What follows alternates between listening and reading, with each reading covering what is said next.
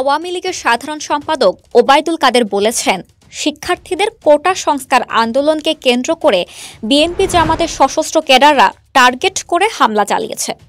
তারা সারি সারি লাশের উপর দাঁড়িয়ে ক্ষমতা দখলের দুঃস্বপ্নে বিভোর ছিল। বৃহস্পতিবার রাজধানীর তেজগাঁওয়ে জেলা আওয়ামী লীগ ভবনে ঢাকা মহানগর উত্তর আওয়ামী লীগের সমন্বয় সভা শেষে সাংবাদিকদের এসব কথা বলেন তিনি। ওবায়দুল কাদের বলেন, 2018 সাল থেকে 2024 সাল পর্যন্ত কোটা নিয়ে একদিনের জন্য আন্দোলন হয়নি। তবে কেন হঠাৎ করে এই মরণপণ আন্দোলন? এই আন্দোলনের কুশীলব তারেক জিয়ার নেতৃত্বে বিএনপি জামায়াতের দোসররা এ হামলা চালিয়েছে। এ আন্দোলন যতক্ষণ শিক্ষার্থীদের হাতে ছিল ততক্ষণ কোনো সহিংসতা বাংলাদেশে হয়নি। পুলিশও সহনশীল ভূমিকা পালন করেছে, সকল পক্ষ ধৈর্য ধারণ করেছে। তিনি বলেন, এই আন্দোলনে বিএনপি জামাতের সশস্ত্র ক্যাডাররা টার্গেট করে হামলা চালিয়েছে।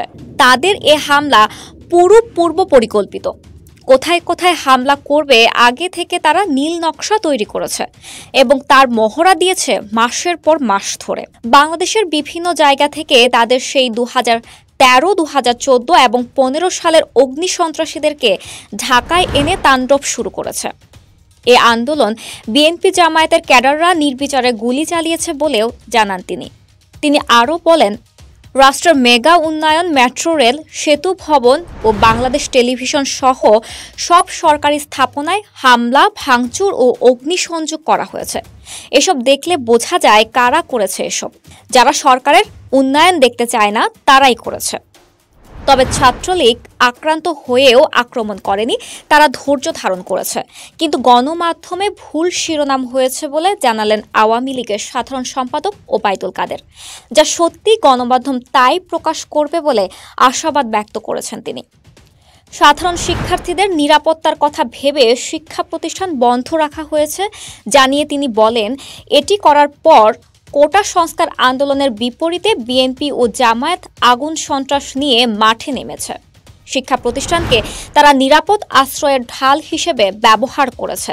শিক্ষার্থীদের নিরাপত্তা দিতে আইনশৃঙ্খলা বাহিনী সর্বোচ্চ সতর্ক অবস্থায় আছে।